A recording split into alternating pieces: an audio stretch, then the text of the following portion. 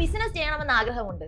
പക്ഷേ ബിസിനസ് ചെയ്യുന്നതിന് ആവശ്യമായ ഫണ്ട് എവിടെ നിന്ന് ലഭിക്കണമെന്നറിയാതെ വിഷമിച്ചിരിക്കുന്ന ഒരാളാണോ നിങ്ങൾ? ഒരു ചെറുകിട വ്യാപാരിയായ നിങ്ങൾക്ക് ആവശ്യമായ ഫണ്ട് സമാഹരിക്കാൻ കഴിയാതെ ബുദ്ധിമുട്ടുന്ന ഒരാളാണോ നിങ്ങൾ? വലിയ കമ്പനികൾക്ക് മാത്രം ബാങ്ക് ഫണ്ടിംഗ് ലഭിക്കുകയും ചെറുകിട സംരംഭകർ എല്ലാം പിന്തള്ളപ്പെടുകയും ചെയ്യുന്നു എന്നൊരു തോന്നലുള്ള ഒരാളാണോ നിങ്ങൾ? നിങ്ങളുടെ ബിസിനസ് വിപുലമാക്കാനായി ഗവൺമെന്റിൽ നിന്ന് ലഭിക്കുന്ന ബാങ്ക് സബ്സിഡികൾ എന്നിവയെ കുറിച്ച് അറിയാൻ നിങ്ങൾക്ക് ആഗ്രഹമുണ്ടോ? ബിസിനസ് ആരംഭിക്കുന്നതിന് ആവശ്യമായ ഫണ്ട് സമാഹരിക്കാൻ ലോൺ എടുക്കണമോ അല്ലെങ്കിൽ ഇൻവെസ്റ്റർമാരെ സമീപിക്കണമോ എന്നറിയാതെ വിഷമിച്ചിരിക്കുന്ന ഒരാളാണോ നിങ്ങൾ? നിങ്ങൾക്ക് മാത്രമല്ല ഇത്തരത്തിലുള്ള സംശയങ്ങൾ ഉള്ളത്. ഈ രാജ്യത്തിലെ ഏകദേശം ബിസിനസ് ചെയ്യാൻ ആഗ്രഹിക്കുന്ന എല്ലാ യുവാക്കൾക്കുമുള്ള ഒരു സംശയം തന്നെയാണിത്.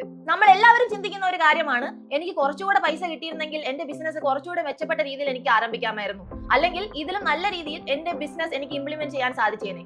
പക്ഷേ ഇവിടെ ഉയർന്നു വരുന്ന ഒരു ചോദ്യമാണ്, എവിടെ നിന്നാണ് പണം ലഭിക്കുന്നത്?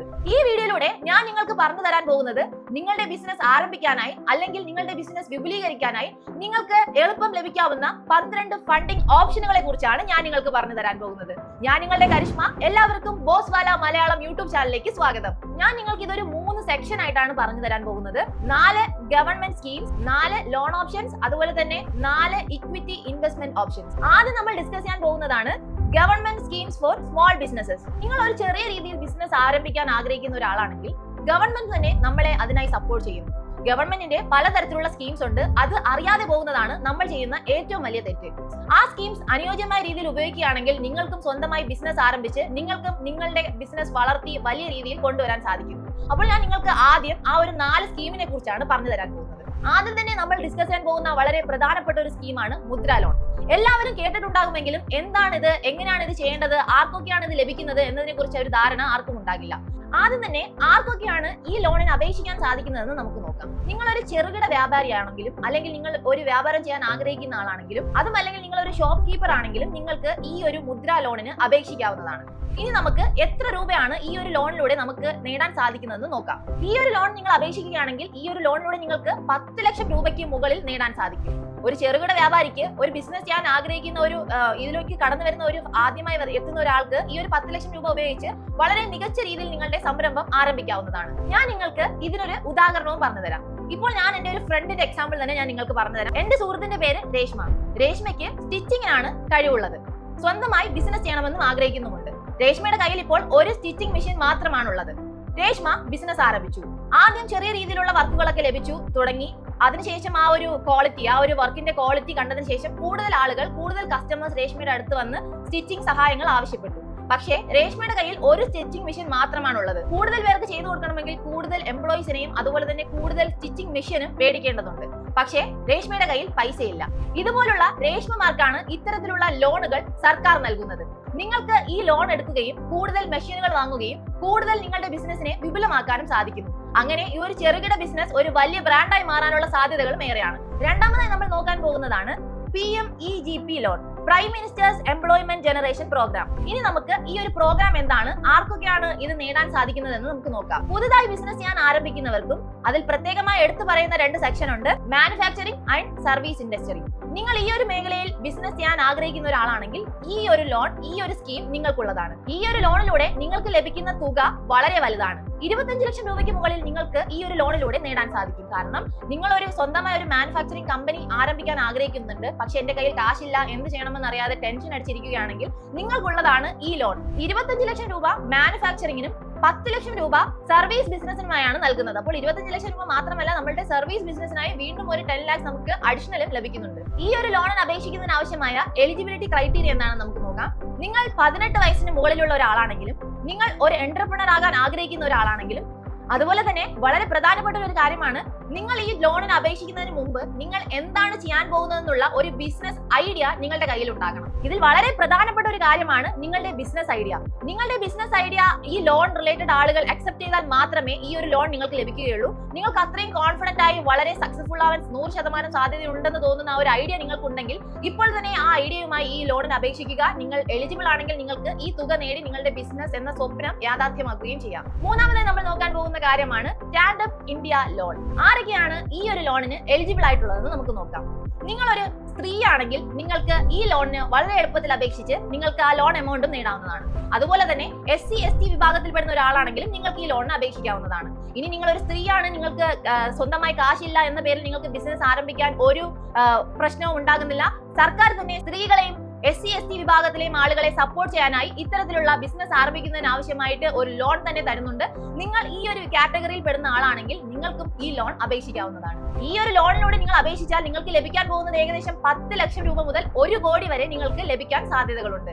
നിങ്ങളുടെ ഐഡിയയും നിങ്ങളുടെ ആ ഒരു എലിജിബിലിറ്റി ക്രൈറ്റീരിയയും ചെക്ക് ചെയ്തതിനു ശേഷം നിങ്ങൾക്ക് എത്ര രൂപയാണോ ലഭിക്കാൻ സാധ്യതയുള്ളത് അത്രയും എമൗണ്ടും നമുക്ക് ഈ ലോണിലൂടെ നേടിയെടുക്കാൻ സാധിക്കും. നിങ്ങൾക്ക് ഒരു സ്ട്രോങ് ആയിട്ടുള്ള ഒരു ബിസിനസ് ഐഡിയ ഉണ്ടെങ്കിൽ മാത്രമേ ഈ ഒരു ലോണിന് നിങ്ങൾക്ക് അപേക്ഷിക്കാൻ സാധിക്കുകയുള്ളൂ. നാലാമതായി നമ്മൾ നോക്കാൻ പോകുന്ന കാര്യമാണ് CGTMSC loan, credit guarantee fund trust four micro and small enterprises. ഇപ്പോൾ ലോൺ എടുക്കാൻ നമ്മൾ സാധാരണ പോകുമ്പോൾ നമുക്ക് എന്തെങ്കിലും ഒരു കൊളാട്രൽ കൊടുക്കേണ്ടി വരും. കൊളാട്രൽ ഉണ്ടെങ്കിൽ മാത്രമേ നമുക്ക് എന്തെങ്കിലും ഒരു വീടിന്റെ ആധാരമോ അല്ലെങ്കിൽ എന്തെങ്കിലും സ്വർണ്ണമോ എന്തെങ്കിലും ഒരു കൊളാട്രൽ കൊടുത്താൽ മാത്രമേ നമുക്ക് ലോൺ ലഭിക്കുകയുള്ളൂ. പക്ഷെ അതിൽ നിന്ന് വ്യത്യസ്തമാവുകയാണ് ഈ ഒരു ലോൺ. നിങ്ങൾക്ക് കൊളാട്രൽ ഒന്നും നൽകാതെ തന്നെ ഈ ഒരു ലോണിന് അപേക്ഷിക്കാവുന്നതാണ്. ഈ ഒരു ലോൺ നിങ്ങൾ അപേക്ഷിക്കുമ്പോൾ 2 കോടിക്ക് മുകളിൽ വരെ നിങ്ങൾക്ക് ഒരു ലോൺ എമൗണ്ട് ആയിട്ട് ലഭിക്കാനുള്ള സാധ്യതകളും വളരെയേറെയാണ്. ഈ ഒരു ലോണിന് എലിജിബിൾ ആയിട്ടുള്ളവർ സ്റ്റാർട്ടപ്പ് ബിസിനസ് ചെയ്യാൻ ആഗ്രഹിക്കുന്നവരും അതുപോലെ തന്നെ ചെറുകിട വ്യവസായം ചെയ്യാൻ ആഗ്രഹിക്കുന്നവർക്കും ഈ ഒരു ലോണിന് അപേക്ഷിക്കാവുന്നതാണ്. അടുത്ത് നമ്മൾ രണ്ടാമത്തെ സെക്ഷനിലേക്ക് കടക്കുകയാണ്. അത് നമ്മൾ ഗവൺമെന്റ് സ്കീമിന്റെ ഒരു 4 സെക്ഷനാണ് ഡിസ്കസ് ചെയ്തത്. രണ്ടാമത്തെ സെക്ഷനാണ് bank and NBFC loan options. നിങ്ങൾക്ക് ഒരു പക്ഷേ ഗവൺമെന്റ് സ്കീമിൽ നിന്ന് ലഭിക്കുന്ന തുക മതിയാകാതെ വരാം. കൂടുതൽ പൈസ നിങ്ങൾക്ക് ആവശ്യമായി വരാം. നിങ്ങളുടെ ബിസിനസ് ചിലപ്പോൾ ആ ഒരു 10 ലക്ഷത്തിലോ അല്ലെങ്കിൽ ഒരു 25 ലക്ഷത്തിലോ നിൽക്കുന്നതായിരിക്കില്ല. നമ്മൾ ഗവൺമെന്റ് സ്കീമിൽ നോർമലി അപേക്ഷിക്കുമ്പോൾ ഇനിഷ്യൽ ഡെപ്പോസിറ്റ് ആയി 10 ലക്ഷം അങ്ങനെ ഒരു ചെറിയ എമൗണ്ടേ നമുക്ക് ലഭിക്കുകയുള്ളൂ. പക്ഷേ നമുക്ക് ഇതിൽ കൂടുതൽ പൈസ ആവശ്യമായി വരാം. അപ്പോഴാണ് നമ്മൾ ബാങ്കിനെയും അല്ലെങ്കിൽ NBFC പോലുള്ള ആ ഒരു മേഖലയിൽ നമ്മൾ എത്തി അവിടുത്തെ ലോണിന് അപേക്ഷിക്കുന്നത്. അപ്പോൾ ഇവിടുത്തെ പ്രൊസീജിയേഴ്സ് എന്താണെന്ന് നോക്കാം. ഏത് തരത്തിലുള്ള ഫണ്ടാണ് നമുക്ക് ലഭിക്കാൻ പോകുന്നതെന്ന് നമുക്കൊന്ന് നോക്കാം. ആദ്യം നമ്മൾ നോക്കാൻ പോകുന്നതാണ് ഓവർ ഡ്രാഫ്റ്റ് ഫെസിലിറ്റി. ഇത് എങ്ങനെയാണ് നേടാൻ സാധിക്കുന്നത്, എന്താണ് അതിന്റെ മാനദണ്ഡങ്ങൾ എന്ന് നമുക്കൊന്ന് നോക്കാം. നിങ്ങൾ ചെയ്തുകൊണ്ടിരിക്കുന്ന ബിസിനസ്സിന് സ്ഥിരമായിട്ട് ഒരു റവന്യൂ ഉള്ള ഒരു ബിസിനസ് നിങ്ങൾ ഇപ്പോൾ ഓൾറെഡി ചെയ്യുന്നുണ്ടെങ്കിൽ ആ ഒരു കമ്പനി കൂടുതൽ വിപുലമാക്കാൻ നിങ്ങൾ ആഗ്രഹിക്കുന്ന ഒരാളാണെങ്കിൽ നിങ്ങൾ ഈ ഒരു ഫണ്ടിന് നിങ്ങൾ എലിജിബിൾ ആണ്. ഓവർ ഡ്രാഫ്റ്റ് ഫെസിലിറ്റിയിൽ എലിജിബിൾ ആയിട്ടുള്ളത് ആരാണെന്ന് ഞാൻ പറഞ്ഞുതരാം. നിങ്ങൾക്ക് സ്വന്തമായ ഒരു ബിസിനസ് ഓൾറെഡി ഉണ്ട്. ആ ഒരു ബിസിനസ്സിലൂടെ നിങ്ങൾക്ക് സ്ഥിരമായ ഒരു വരുമാനവും ലഭിക്കുന്നു. പക്ഷേ ഈ ഒരു ബിസിനസ് കൂടുതൽ വിപുലമാക്കാൻ ആഗ്രഹിക്കുന്ന ഒരാളാണെങ്കിൽ നിങ്ങൾ ഈ ഒരു ഫണ്ടിന് എലിജിബിൾ ആണ്. ഈ ഒരു ലോണിലൂടെ നിങ്ങൾക്ക് ലഭിക്കുന്ന എമൗണ്ട് ഇത് ഡിപ്പെൻസ് ആണ്. നിങ്ങൾ ഏത് ബാങ്കിലാണ് അപേക്ഷിച്ചത് ആ ബാങ്കിന്റെ ക്യാഷ് ഫ്ലോയും അതുപോലെ തന്നെ ബാങ്കിന്റെ ഹിസ്റ്ററിയും അനുസരിച്ചായിരിക്കും നിങ്ങൾക്ക് ഫണ്ട് ലഭിക്കുന്നത്. ആ ബാങ്കിൽ കൂടുതൽ ക്യാഷ് ഫ്ലോ ഉണ്ടെങ്കിൽ നിങ്ങൾക്ക് കൂടുതൽ പൈസ ലഭിക്കുന്നു. ആ ബാങ്കിൽ കുറഞ്ഞ ക്യാഷ് ഫ്ലോ ആണുള്ളതെങ്കിൽ നിങ്ങൾക്ക് കുറഞ്ഞ എമൗണ്ട് ലഭിക്കും. പിന്നെ പ്രത്യേകം ശ്രദ്ധിക്കേണ്ടത്, നിങ്ങൾ ഏത് ബാങ്കിലാണോ ഈ ഒരു ലോണിനായി അപേക്ഷിക്കുന്നത് ആ ബാങ്കിൽ ഒരു അക്കൗണ്ട് ഉണ്ടാകേണ്ടത് വളരെ നിർബന്ധമാണ്. വളരെ പെട്ടെന്ന് ക്യാഷ് ലഭിക്കാനാണ് നമ്മൾ ഇത്തരത്തിലുള്ള മാർഗ്ഗങ്ങൾ സ്വീകരിക്കുന്നത്. നമ്മൾ മുകളിൽ ഗവൺമെന്റ് സ്കീമിനെ കുറിച്ച് പറഞ്ഞു. പക്ഷേ ഗവൺമെന്റ് സ്കീമിൽ നമ്മൾ അപേക്ഷിക്കുകയാണെങ്കിൽ നമുക്ക് വളരെ പെട്ടെന്ന് കാശ് ലഭിക്കുന്നില്ല. ആ പ്രൊസീജിയേഴ്സും ആ ഒരു ടൈം ഒക്കെ കഴിയുമ്പോൾ ചിലപ്പോൾ നമ്മുടെ ആവശ്യം കഴിഞ്ഞിട്ടായിരിക്കും നമ്മുടെ കയ്യിൽ കാശ് ലഭിക്കുന്നത്. പക്ഷെ നമുക്ക് ഉടനടി കാശ് വേണമെങ്കിൽ ഇത്തരത്തിലുള്ള ഓവർ ഡ്രാഫ്റ്റ് ഒക്കെ നമുക്ക് ഉപയോഗിക്കാവുന്നതാണ്. അതിനൊരു ഉദാഹരണം ഞാൻ പറഞ്ഞു തരാം. ഇപ്പോൾ ദിവാലി വരികയാണ്. നിങ്ങൾ ഒരു ഹോട്ടൽ ഉടമയാണെന്ന് കരുതുക.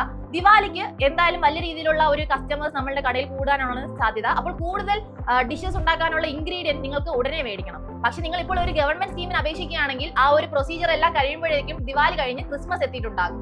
അവിടെയാണ് ഈ ഒരു ഓവർ ഡ്രാഫ്റ്റ് വരുന്നത്. നമുക്ക് വളരെ പെട്ടെന്ന് കാശ് എടുത്ത് നമ്മുടെ ആവശ്യങ്ങൾ നിറവേറ്റി അതിനുശേഷം നമുക്ക് തിരിച്ചടയ്ക്കാവുന്നതാണ്. രണ്ടാമത് നമ്മൾ നോക്കാൻ പോകുന്നതാണ് ടേം ലോൺ. ഈ ഒരു ടേം ലോൺ ആർക്കാണ് ലഭിക്കുന്നത് നമുക്ക് നോക്കാം.